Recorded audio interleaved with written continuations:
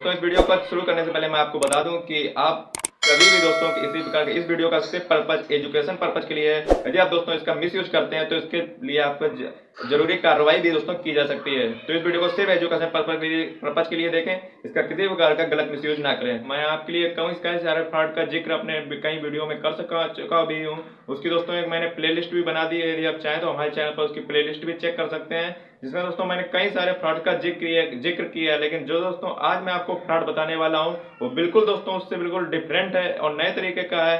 Market में दोस्तों नया तरीका ये अप्लाई किया जा रहा है। यदि आप इसे जान लेते हैं तो आपकी अवेयरनेस और बढ़ जाएगी और आप बिल्कुल सतर्क रहेंगे। तो चलिए दोस्तों जानते हैं इस नए फ्रॉड के बारे में। दोस्तों सबसे पहले क्या करते हैं, साइबर अपराधी जाते हैं गूगल पे और वहाँ पे एक फॉर्म क्रिएट करते हैं। कुछ इस प्रकार का फॉर्म क्रिएट करते हैं कि दोस्तों दिखने में बिल्कुल बैंक के किसी भी बैंक का हो सकता है, सीबीआई या फिर एसबीआई, जिस भी बैंक का हो सकता है, बिल्कुल सेम फॉर्म बनाते हैं और उसमें बिल्कुल जैसे दोस्तों बैंक का फॉर्म होता है बिल्कुल सेम वैसी सारी डिटेल्स वहाँ पे बनाते हैं। वहाँ पे आपका नेम, कॉन्टैक्ट नंबर और दोस्तों एटीएम कार्ड नंबर, सीवीवी, ये दोस्तों सब वहाँ पे एकदम फॉर्म में बस बना देते हैं और वहाँ पे बैंक का लोगो भी लगा देते हैं। जस्ट उसके बाद दोस्तों क्या होता है कि ट्रांजेक्शन फेल हो जाता है तो आप जाते हैं गूगल पे, तो आप दोस्तों सर्च करते हैं कस्टमर केयर का नंबर कंप्लेन दर्ज करने के लिए। तो दोस्तों हैकर क्या करते हैं, वो जाते हैं वो दोस्तों गूगल पे अपना कस्टमाइज नंबर वहाँ पे कर देते हैं, जिसके बाद दोस्तों जो आपको नंबर मिलता है वो दोस्तों फ्रॉड का नंबर होता है। फ्रॉड के नंबर चांस भी वहाँ पे रहते हैं। फ्रॉड का नंबर जैसे दोस्तों आपने कॉल किया वो सबसे पहले आपकी कॉल रिसीव करेंगे और आपसे कहेंगे कि आपका ट्रांजेक्शन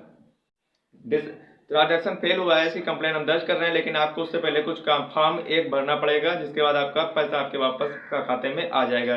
तो इसके लिए वो दोस्तों क्या करते हैं, वही जो दोस्तों फॉर्म आपके लिए बनाया था बैंक से, वही दोस्तों आपको फॉर्म सेंड करेंगे। वो दोस्तों सेंड ऐसे नंबर से करेंगे, वो दोस्तों उसके लिए हाई कास्ट के वो दोस्तों बल्क मैसेज वाले अपने पास दोस्तों हाई प्राइस में परचेज करते हैं। तो उसमें दोस्तों जब आपके पास मैसेज आएगा आपको लगेगा कि सही में हाँ ये बैंक का ही एसएमएस है, बिल्कुल एकदम वैसे एकदम डिजाइन वो कर देते हैं। उसके बाद दोस्तों आपसे कहेंगे कि इस फॉर्म को सबमिट कर दीजिए और उसके बाद आपका पैसा वहां पे आ जाएगा। तो इसके बाद जैसे ही दोस्तों आप फॉर्म को खोलते हैं तो आप सोचते हैं कि बैंक से फॉर्म है तो ला भर दें इसके। तो जैसे ही दोस्तों आप वहाँ पे डिटेल्स सारी अपनी भरते हैं, वो दोस्तों उसमें फॉर्म में सारी डिटेल्स आपकी रखते हैं, आपका नेम, आपका अकाउंट नंबर, आपका एफसी कोड, आपका एटीएम कार्ड नंबर, आपकी सीवीवी, आपका पिन, ये दोस्तों सारा कुछ डिटेल्स उसमें दे देते हैं। तो आप सोचते हैं बैंक का है, इसमें लोगो भी लगा है एकदम और बिल्कुल वही वेबसाइट सब बिल्कुल सेम वैसे ही कर देते हैं। तो आपको लगेगा सही में एकदम जेन्युइन है। तो आप दोस्तों वहाँ पे सारी डिटेल्स अपनी दे देंगे, जिसके बाद दोस्तों जैसे ही आप ये दोस्तों सबमिट करेंगे फॉर्म, तो वो दोस्तों सारी डिटेल्स आपके हैकर के पास कैसे जाएगी वो मैं आपको बताता हूँ। तो दोस्तों जो उसने गूगल का फॉर्म क्रिएट किया था वो दोस्तों उसकी ईमेल आईडी से बनता है। जब आपने यहाँ पे जैसे ही फॉर्म सबमिट किया वैसे ही दोस्तों उसकी ईमेल आईडी में एक मैसेज जाएगा कि किसी ने फॉर्म आपका सबमिट किया है, और फॉर्म आपने दोस्तों जो सबमिट किया है वही वहाँ पे जाएगा। तो उसके बाद जैसे ही दोस्तों वो फॉर्म अपने ईमेल आईडी में देखेगा कि अभी सारी डिटेल्स उसके मोबाइल में आ जाएंगी कि ये इसने नाम भरा, ये इसने अकाउंट नंबर, ये एफसी कोड, ये एटीएम नंबर, ये दोस्तों सारी डिटेल्स उसके पास पहुंच गई। अब दोस्तों उसके बाद वो डिटेल्स उसके पास तो पहुंच गई। अब दोस्तों बात होती है कि ओटीपी तो हमने दी नहीं तो फिर पैसे वो कहाँ से उड़ा देगा। तो मैं आपको दोस्तों बता दूं कि फॉरेन में जो भी पैसे कट किए जाते हैं दोस्तों, फॉरेन में कोई भी ट्रांजेक्शन किया जाता है तो उसमें ओटीपी की जरूरत नहीं होती है। लेकिन दोस्तों कुछ ऐप्स ने ऐसा भी दे रखा है कि आप उनकी सर्विस में जाकर के उसको ट्रांजेक्शन को जो फॉरेन ट्रांजेक्शन है उसको डिसेबल कर सकते हैं। तो दोस्तों ये आप नेक्स्ट वीडियो का टॉपिक है, उसमें मैं आपको इसको दोस्तों विस्तार से आपको बताऊंगा, लेकिन अभी इस वीडियो का टॉपिक नहीं है। तो दोस्तों बात आती है कि ओटीपी अब दोस्तों कहाँ से लेंगे। तो सबसे पहली बात, अब हैकर के पास दो ऑप्शन है, या तो दोस्तों वो फॉरेन पे पैसा किसी साइट से दोस्तों परचेज कुछ कर ले, ज्यादातर परचेज में ही दोस्तों यूज किया जाता है, कोई भी सामान या फॉरेन कंपनी से परचेज कर ले तो दोस्तों बिना ओटीपी के वहाँ पे ट्रांजेक्शन वहाँ पे हो जाता है।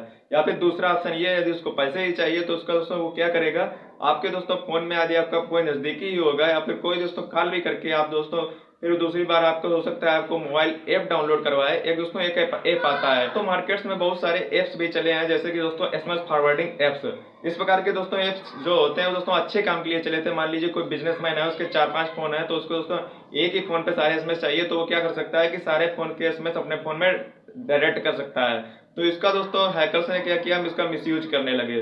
तो अब दोस्तों क्या होता है कि आपको दोस्तों फोन में यदि वो एक बार डाउनलोड हो गया और उसके बाद जैसे ही दोस्तों वहाँ पे जिसका एक मोबाइल नंबर आप भर देंगे तो उसके बाद जितनी भी दोस्तों आपके पास ओटीपी आती हैं, जितने भी पासवर्ड आते हैं, वो सारे ओटीपी और पासवर्ड आपके सारे दोस्तों उस हैकर के पास भी वहाँ पे जाएंगे।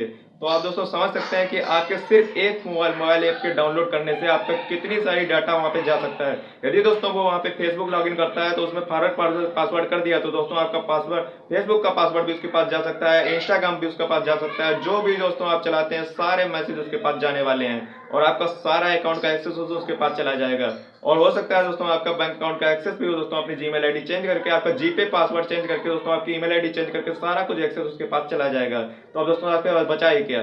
तो यही दोस्तों आपको अवेयरनेस यहाँ पे मैं देने वाला था कि दोस्तों कभी भी किसी प्रकार का फॉर्म यदि आपके पास आता है तो उसको मत भरिए, किसी प्रकार की ओटीपी मत शेयर कीजिए। और दोस्तों एक बात और, अवेयरनेस अच्छी है, आप अवेयरनेस अपनी रखें, लेकिन दोस्तों लापरवाही बिल्कुल मत कीजिए। अपने फोन को दोस्तों, आपका पर्सनल फोन है, उसको कभी भी दोस्तों किसी के साथ शेयर मत कीजिए, क्योंकि पता नहीं वो दोस्तों क्या कर सकता है। लेकिन अब दोस्तों बात आती है कि उसने मान लीजिए आपके फोन से ऐप डाउनलोड अपने में कर ली, तो दोस्तों आपको लगेगा कि ऐप डाउनलोड करेगा तो मुझे मालूम तो पड़ ही जाएगा। लेकिन मैं आपको बता दूं दोस्तों, ये किसी बार का ऐप जो होता है उसको दोस्तों क्लोन करके उसको दोस्तों हाइड भी हम कर सकते हैं, यानी कि दोस्तों फोन से हम हाइड भी वहां पे कर सकते हैं उस ऐप को, तो आपको मालूम भी नहीं पड़ेगा और आपके फोन में जितने भी मैसेज हैं सारे दोस्तों रिडायरेक्ट होने लगेंगे। तो सिक्योरिटी और एथिकल हैकिंग में यदि इंटरेस्टेड है तो चैनल को सब्सक्राइब कीजिए, बेल आइकन को प्रेस कीजिए और वीडियो को लाइक कर दीजिए। जल्दी मिलते हैं वीडियो के साथ, तब तक के लिए जय हिंद, वंदे मातरम।